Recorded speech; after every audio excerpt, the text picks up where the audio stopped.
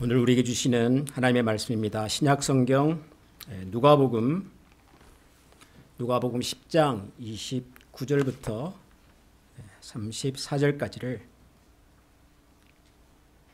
한 절씩 우리 함께 나누도록 하겠습니다. 누가복음 10장 29절에서 37절을 한 절씩 교독하겠습니다. 그 사람이 자기를 옳게 보이려고 예수께 여짜오되 그러면 내 이웃이 누구니까? 예수께서 대답하여 이르시되 어떤 사람이 예루살렘에서 여리고로 내려가다가 강도를 만나매 강도들이 그 옷을 벗기고 때려 거의 죽은 것을 버리고 갔더라. 마침 한 제사장이 그 길로 내려가다가 그를 보고 피하여 지나가고 또 이와 같이 유인도 그곳에 이르러 그를 보고 피하여 지나가고 어떤 사마리아 사람은 여행하는 중 거기 이르러 그를 보고 불쌍히 여겨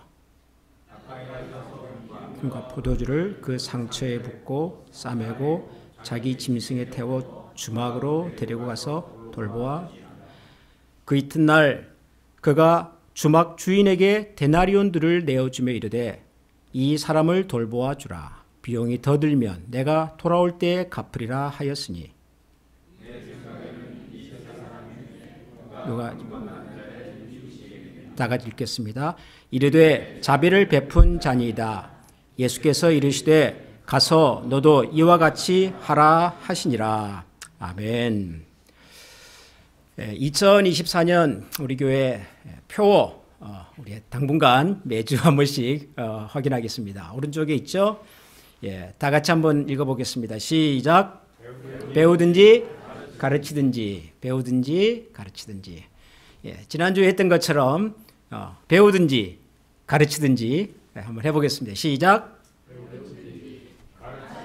아니 지난주에도 이쪽에 소리가 좀 작으셨는데 이번에도 반대로 이쪽에 배우든지 가르치든지. 시작. 예, 좀 좋아졌습니다. 배우든지 가르치든지. 예, 여러분 배우시기로 하셨어요? 가르치기로 하셨어요? 둘 다 하기로. 우리 홍 집사님 아주 모범 답을 말씀해 주셨습니다. 예, 둘 다 하면 제일 좋겠죠.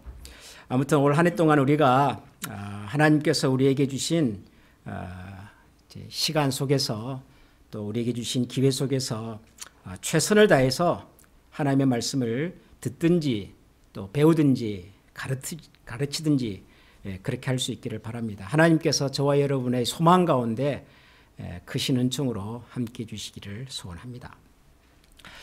한국에 포항이라고 하는 곳이 있죠. 경상북도인가요? 거기가? 예, 포항에서 목회하시는 어떤 목사님 한 분께서 책을 하나 쓰셨는데요. 책 제목이 재밌습니다. 책 제목이 태도입니다. 태도.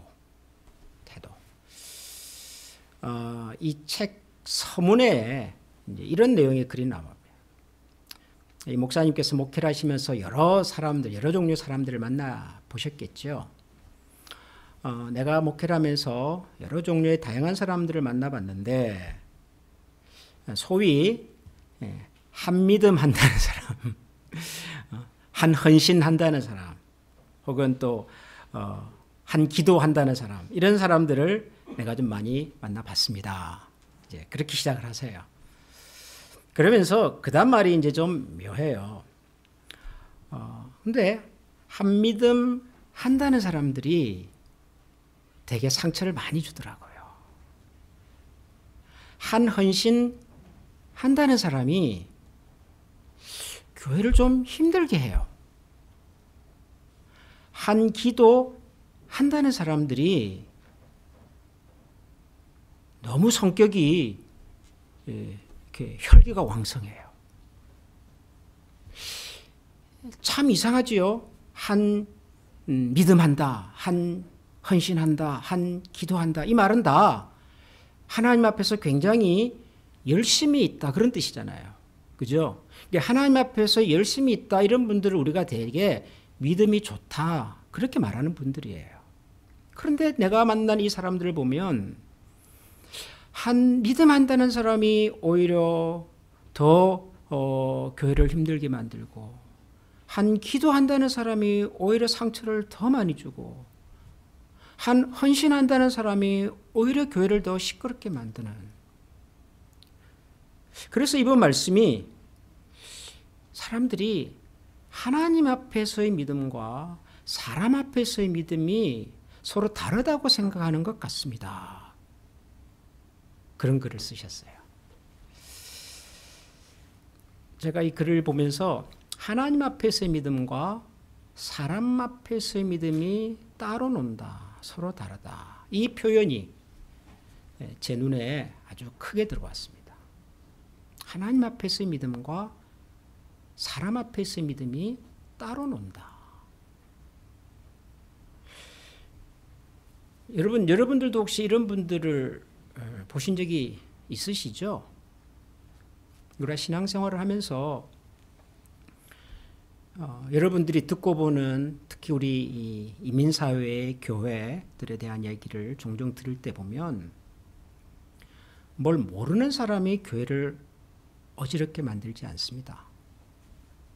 교회를 어지럽게 만드는 분들은 되게 잘 아는 분들이에요. 뭔가 문제를 만드시는 분들은 교회 대충 나오시는 분들이 아니에요. 아주 열심히 교회에 나오시는 분들이 되게 교회를 어렵게 만드실 때가 많습니다. 그러니까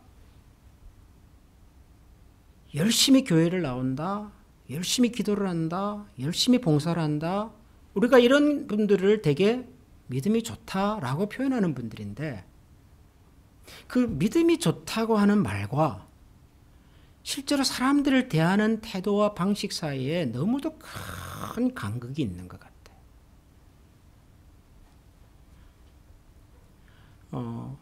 우리가 하나님 앞에서 뭔가를 잘한다, 열심히 한다 하는 것을 우리가 믿음이 좋다 그렇게 말할 수 있는 거잖아요. 근데 그것과 우리가 사람들에 대해서 뭔가 최선을 다하고 정성을 다하고 마음을 쏟는다 하는 것은 좀 별개라고 생각하시는 분들이 많은 것 같아요. 우리가 말하는 믿음이라고 하는, 믿음이 좋다라고 하는 말에 대한 좀 근본적인 오해가 있는 것이 아닌가, 이런 생각이 들어요. 사실 여러분 생각해 보시면 하나님에 대해서 뭔가를 잘하는 것을 우리가 믿음이라고 말한다면, 하나님께서는 똑같은 마음을 가지고서 사람들에 대해서도 잘하라고 말씀하셔요. 그러니까 하나님에 대해서 잘하는 믿음과 사람들에 대해서 잘하는 믿음이 다르지 않아요. 같아야 돼요. 여러분 보세요. 예수님께서 마태복음 22장에서 하신 그 유명한 말씀이 있잖아요. 어떤 율법사가 나와서 성경 말씀 중에서 제일 중요한 게 뭡니까? 그러면 먼저는 하나님을 사랑하는 것이고 둘째는 내 이웃을 내 몸같이 사랑하는 것이다. 그러시잖아요. 그런 다음 말씀이 중요해요. 이 두 가지가 다 율법과 선지자의 대가르침이다. 둘 다 똑같다는 거예요. 하나님을 잘 섬기고 사랑하는 것과 이웃에게 잘 대하고 사랑하는 것이 다르지 않다는 거예요. 순서만 바뀌어 있을 뿐 같이 중요하다, 그런 뜻이라고요. 근데 우리는 이것을 다르게 생각을 해요. 하나님 앞에 잘하면 나머지는 그냥 대충 해도 될 것처럼 생각을 해요. 그거는 믿음과는 별로 상관이 없는 거다, 이렇게 생각하는 것 같아요. 여러분 정말 그럴까요? 하나님에게만 잘하면 우리가 사람들에 대해서는, 세상에 대해서는 뭐 별 생각 없이 살아도 여전히 우리는 믿음 좋은 사람이 일까요? 오늘 우리가 누가복음에 나오는 굉장히 유명한 이야기를 하나 읽었습니다. 나중에 제가 말씀을 드리겠지만 이 이야기 제목이 저는 잘못됐다라고 생각하는 사람입니다. 여러분 이 이야기 제목을 뭐라 그러죠? 우리가 보통 예루살렘에서 예리고로 내려가는 길에서 어떤 사람이 강도를 만났죠. 그래서 뭐 다 빼앗기고 다치고 그랬습니다. 근데 그 길을 제사장과 레위인이 지나가다가 그 강도 맞는 사람을 봤어요. 어떻겠지요? 여러분 성경에 뭐라고 기록한 줄 아십니까? 제사장과 레위인이 그곳을 이르러 그를 보고 피하여 지나갔다. 그럽니다. 보고 피하여 지나갔다. 봤어요. 안 본 게 아니라 못 본 게 아니라 봤어요. 봤는데 피해 지나갑니다. 누가요? 제사장과 레위인. 근데 그 뒤를 또 어떤 사람이 지나가죠. 누가 지나갑니까? 어떤 사마리아 사람이, 여행 중에 있었던 이 사마리아 사람이 역시 그 길을 지나가다가 그도 역시 강도 만난 그 사람을 봤어요. 보고 그 사람은 어떻게 했어요? 불쌍히 여겨 그를 도와주고 주막에 데려가지고 치료해줬다 그랬습니다. 우리가 이 이야기, 이 비유를 뭐라고 부르죠? 제목을 뭐라고 부르죠? 보통 우리가 뭐라고 불러요? 이 이야기를 선한 사마리아 사람 그러죠? 선한 사마리아 사람. 저는 이 제목이 잘못됐다라고 개인적으로 생각하는 사람입니다. 선한 사마리아 사람의 비유 이렇게 얘기합니다. 저는 이 제목이 좀 바뀌면 좋겠다라고 생각하는 사람입니다. 어떻게 바뀌면 좋겠냐 그러면 이 이야기는 선한 사마리아 사람에 대한 이야기가 아니라 선하지 않은 제사장과 레위인에 대한 이야기입니다. 예수님은 지금 어떤 사마리아 사람이 참 착한 일을 했다더라. 그러니 너희도 가서 이렇게 착하게 살아라. 이 얘기하려고 이 말씀하신 게 아니에요. 예수님이 이 이야기를 통해서 하고 싶었던 얘기는 소위 제사장과 레위인이라고 하는 사람들이 있었는데 이 사람들이 길 가다가 강도 만난 사람을 보고도 봤어요. 그죠? 보고도 그냥 지나가더라. 이 얘기를 하고 싶은 거예요. 이 얘기를. 이게 무슨 말이냐 그러면 여러분 레위인과 제사장이 어디서 어디로 내려갔다 그랬어요? 성경에 보면 20 예루살렘에서 어디로요? 여리고로. 뭐 우리가 뭐 예루살렘, 여리고 지도를 잘 모르니까 그건 몰라도 괜찮아요. 그런데 이 지명이 갖는 의미를 생각해 볼 필요가 있어요. 예루살렘에서 여리고로 내려갔다 그랬어요. 예루살렘은 어떤 곳이죠? 여러분 예루살렘이 어디입니까? 이스라엘에서 예루살렘이 어디죠? 예루살렘은 왕이 사는 곳입니다. 왕궁이 있는 곳이에요. 그죠? 또 예루살렘은 또 하나 중요한 의미가 있는 곳입니다. 뭐죠? 성전이 있는 곳입니다. 하나님을 섬기는 예배하는 성전이 있는 곳입니다. 뭐 예루살렘에 사는 사람들이야 별 생각 없이 사시겠지만 예루살렘에 살지 않는 사람들이 지금 여리고로 내려갔다고 하는 말은 적어도 이 사람들이 예루살렘에 사는 사람들은 아닌 거예요. 그죠? 예루살렘에 살지 않는 사람이 예루살렘으로 올라갑니다. 뭐하러 갈까요? 두 가지 목적 때문에 가는 거예요. 왕궁에 볼 일이 있거나 아니면 성전에 볼 일이 있거나 이 두 가지 일이 있을 때 예루살렘 밖에 살던 이스라엘 사람들이 가끔 예루살렘에 올라가는 겁니다. 그죠? 자, 그런데 지금 그 예루살렘에 갔다가 여리고로 내려가는 사람을 누구라고 예수님은 등장을 시켰나요? 제사장, 레위인 그랬어요. 제사장과 레위인. 제사장과 레위인은 뭐 하는 사람이에요? 하나님 앞에서 제사 드리는 일을 전담하는 분들이잖아요. 제사장. 레위인 앞으로 제사장이 될 사람. 그러면 이 두 사람은 예루살렘에 뭐 하러 갔을까요? 당연히 제사 드리러 갔겠죠. 성전 봉사하러 갔겠죠. 예루살렘에 올라가서 성전 봉사, 성전 예배, 성전 제사를 다 드리고 지금 내려가는 길이란 말이에요. 여리고로. 그죠?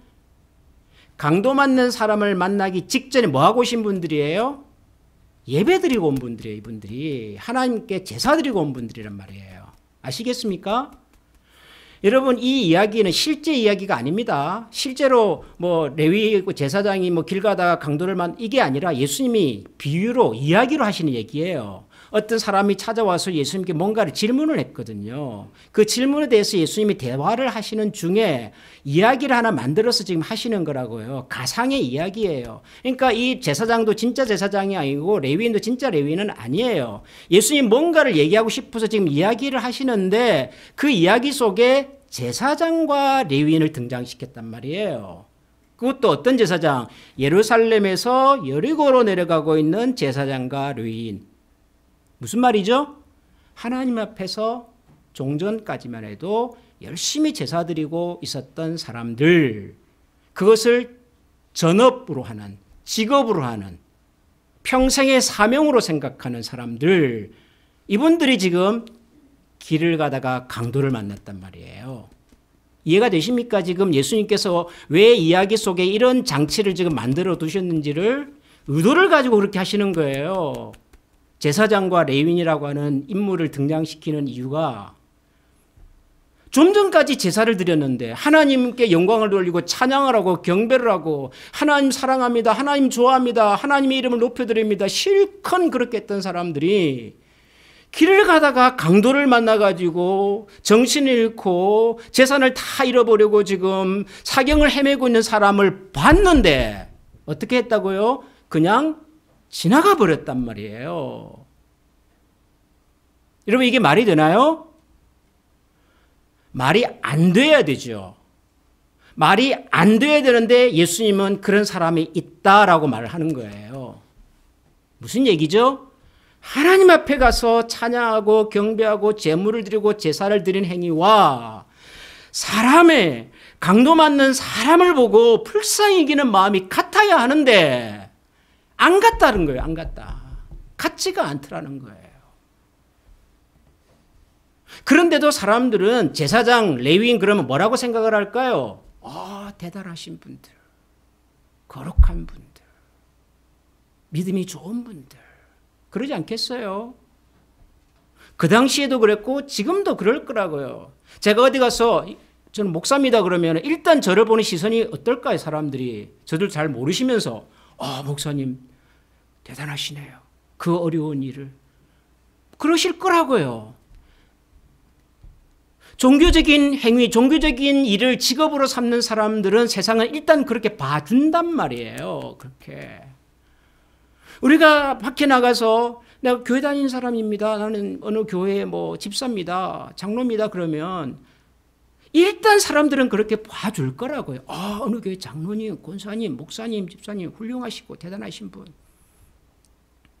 그 말이에요. 제사장, 레위인이라고 하는 말이. 그런데 이분들이 길을 가다가 강도를 만나가지고 사경을 헤매고 있는 사람을 보고도 그냥 지나가 버렸어요. 그거 믿음 맞습니까? 그 하나님 사랑하는 거 맞습니까? 예수님은 지금 이런 질문을 던지는 거예요. 지금 이 이야기를 듣는 사람들에게, 이 질문하는 사람들에게. 이분은 찾아와서 예수님한테 그렇게 물었어요. 예수님, 어떻게 하면 우리가 영생을 얻습니까? 영생. 그러면서 자기가 성경에 대해서 많이 알고 있다는 얘기를 막 해줘요. 성경에 보니까 이렇게 하라고 저렇게 하라고 했던데 맞습니까? 영생 얻는 방법이. 예수님 뭐라고 그래요? 이 얘기를 지금 하는 거예요. 영생? 하나님 앞에 뭔가를 열심히 하고 잘하고 하는 것 이전에, 아니 그것과 같은 마음으로 죽어가는 한 사람을, 강도 맞는 한 사람을 봤으면 불쌍히 여길 줄 알아야지. 불쌍히.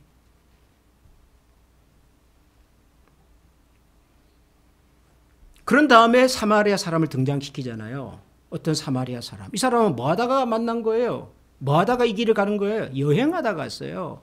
이분은 무슨 성전에 가서 예배드리고 했다는 얘기가 없어요. 그냥 일상적으로 사는 사람이에요. 그런데 강도 맞는 사람이 보이는 거예요. 어떻게 하지요? 보고 불쌍히 여겨서 포도주를, 기름을 그 상처에 붓고 싸매고 그리고 자기 짐승의 나귀에 태워서 가까운 여관에까지 데려가서 그리고 그 주인에게 부탁까지 하면서 잘 돌보아 주십시오. 혹시 비용이 더 들게 되면 제가 돌아오는 길에 들러서 나머지 비용도 제가 지불해 드리겠습니다. 그러고 갔다는 거예요.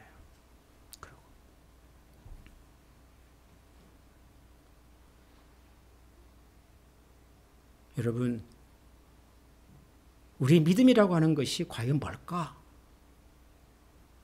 우리가 하나님께 잘한다, 열심히 한다, 헌신한다, 봉사한다고 하는 것이 뭘까? 좀 근본적인 질문을 해볼 필요가 있어요. 예수님의 이 이야기를 곰곰이 들여다보면 그래요.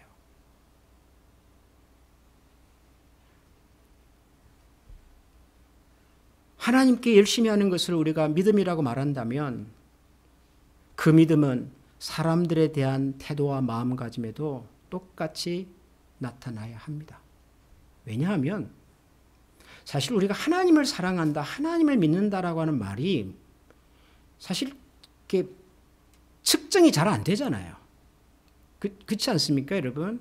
뭘 보고 저 사람이 하나님을 사랑하는지 아십니까? 뭘 보고 저 사람이 하나님을 믿는 줄 아십니까? 뭘 가지고 알죠? 성경에 보면, 특별히 요한일서라고 하는 성경에 보면 이런 말씀이 있어요. 누구든지 하나님을 사랑하노라 하고 그 형제를 미워하면 이는 거짓말하는 자니 보는 바 그 형제를 사랑하지 아니하는 자는 보지 못하는 바 하나님을 사랑할 수 없다 그랬어요. 눈에 보이는 형제를 사랑할 수 없으면 눈에 보이지 않는 하나님을 사랑한다고 하는 것은 뭐다? 거짓이다. 여러분, 이 말씀에 동의가 되십니까? 우리가 하나님을 사랑한다 그래요. 뭘 보고 알죠? 하나님을 사랑하는지. 어떻게 하면 하나님을 사랑하는 겁니까? 어느 정도여야 내 사랑이 확인이 되고 측정이 되는 거죠? 몰라요. 그것은 정말 그 사람과 하나님만이 아는 거지 나머지 사람은 몰라요. 그런데 성경은 뭐라고 말하냐 그러면 눈에 보이는 형제를 사랑하면 그건 하나님 사랑하는 건 맞다 그래요. 만약에 눈에 보이는 형제를 사랑하지 않으면 그건 하나님 사랑한다고 말하지 마라. 그것은 가짜다라고 말한단 말이에요. 형제가 누군데요, 형제가? 우리 이웃들이잖아요, 우리 이웃들. 여러분, 믿음이 하나님께 잘하는 것이라면 그 똑같은 마음으로 사람에게 잘할 수 있어야 합니다. 우리의 믿음이 언제 확인이 되고 어디서 검증이 되냐 그러면은 사람에 대한 태도에서 확인이 되는 겁니다. 이 나무가 좋은 나무인지 나쁜 나무인지 어떻게 알지요? 예수님 뭐라고 말씀하셨어요? 마태복음 7장에 보면 나오잖아요. 뭘 보고 알죠? 열매를 보고 안다 그러잖아요. 좋은 나무는 좋은 열매를 맺는 거고 나쁜 나무는 나쁜 열매를 맺는 거예요. 좋은 나무가 나쁜 열매를 맺을 수 없고 나쁜 나무가 좋은 열매를 맺을 수 없다 그러잖아요. 우리의 열매가 뭡니까? 저와 여러분의 삶의 열매가 뭡니까? 우리의 인격이에요. 우리의 됨됨이에요. 우리의 성품이에요. 세상과 사람을 대하는 우리의 태도예요. 믿음이 뭐예요? 믿음은 우리의 인격과 성품이란 말이에요. 믿음이 뭐예요? 믿음은 세상과 사람을 대하는 태도란 말이에요. 저 사람의 믿음을 뭘 보고 알 수 있어요? 얼마나 교회를 자주 가냐, 얼마나 기도를 열심히 하냐가 아니라 저 사람은 세상과 사람을 어떤 자세로 대하느냐에 대하느냐. 태도라고 하는 말은 우리가 가지고 있는 마음가짐이 겉으로 드러나는 것이에요. 이걸 태도라 그래요. 태도가 불량하다 이런 말을 쓰잖아요. 그럼 뭐예요? 그 마음이 불량한 거예요. 마음이 어수선한 거예요. 마음에 질서가 없는 거예요. 그러면 그것이 밖으로 드러날 때 불량한 태도가 되는 거죠. 공부하는 태도가 안 좋아요. 왜 그렇죠? 공부하고 싶은 마음이 없어요. 내 마음에 공부보다 딴 생각이 많아요. 그러면 여러분 2시간, 3시간을 책상 앞에 한번 앉혀놓아 보세요. 그리고 몰래카메라 같은 CCTV 같은 걸 설치해서 한번 보세요. 여러분의 자녀가 뭐하고 있는지 3시간 동안. 공부하는 태도가 그래요. 왜 그렇죠? 공부할 마음이 없으니까. 공부할 마음이 있으면요. 옆에서 친척들이 와가지고 뭐 이렇게 TV를 틀어놓고 뭐 무한도전을 보고 다 봐도요. 공부할 마음 있는 아이는 그 자리에 앉아가지고 단어장 들고서 외우고 있잖아요. 그게 태도예요, 태도. 그러니까 저와 여러분의 믿음이 뭐냐, 믿음의 수준이 어디까지 가 있냐, 저와 여러분의 신앙의 인품과 성품이 어디까지 와 있냐, 뭘 보고 알죠? 태도를 보고 아는 거예요. 태도. 무슨 태도요? 하나님을 대하는 태도, 세상을 대하는 태도, 나 자신을 대하는 태도. 믿음이 태도다. 그래서 저는 이 말이 너무 공감이 되는 거예요. 그래서 이해가 돼요. 이 목사님이 이 책을 쓰시면서 처음에 하셨던 그 말씀, 소위 한 믿음 한다는 사람, 소위 한 기도한다는 사람, 소위 한 헌신한다는 사람, 믿음이 좋다고, 기도 좀 한다고, 교회에서 열심히 한다고 하는 사람들이 왜 그렇게 다른 사람을 더 힘들게 만들고 불편하게 만들고 교회를 어수선하게 만들까? 믿음에 대한 생각이 잘못된 거예요. 믿음에 대한 생각이. 하나님에게만 열심히 하면 된다고 생각하는 거예요. 그런데 그 하나님께서는 뭐라고 말씀하세요? 눈에 보이는 내 형제를 사랑하지 않으면 나 사랑한다고 말하지 마라. 하나님은 지금 그러시고 있는데.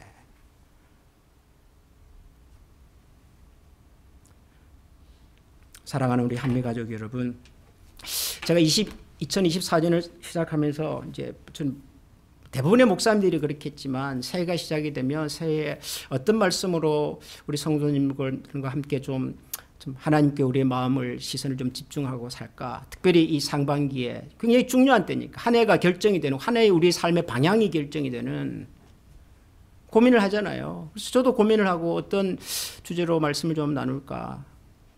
그러다가 태도가 중요하겠다. 하나님을 대하는 우리의 마음가짐, 세상과 사람을 대하는 우리의 마음가짐, 그리고 나 자신을 대하는 우리의 마음가짐, 중요하겠다. 어쩌면 이것이 우리가 다시 돌아보아야 하는 믿음의 출발선일지도 모르겠다. 그런 생각이 들었어요. 그래서 태도 얘기하려고 그럽니다. 2024년 상반기에는 태도에 대한 얘기를 좀 해보려고 합니다. 우리의 마음가짐에 대한 얘기를 해보려고 합니다. 그 속에 정말 우리가 하나님을 사랑한다고 말하는, 하나님을 믿는다고 말하는 우리의 신앙의 고백이 그 속에도 여전히 살아있는지, 의미가 있는지, 그래서 워킹하고 있는지, 우리 모두의 마음가짐이 하나님 앞에서 달라지고 변화가 되어서 2024년이 저와 여러분들에게 또 다른 의미에서 새로운 한 해가 되고 시작이 되고 도약할 수 있는 믿음의 성장과 성숙이 있는 그런 한 해가 될 수 있기를 소원합니다. 우리 시간에 한번 같이 기도하십시다.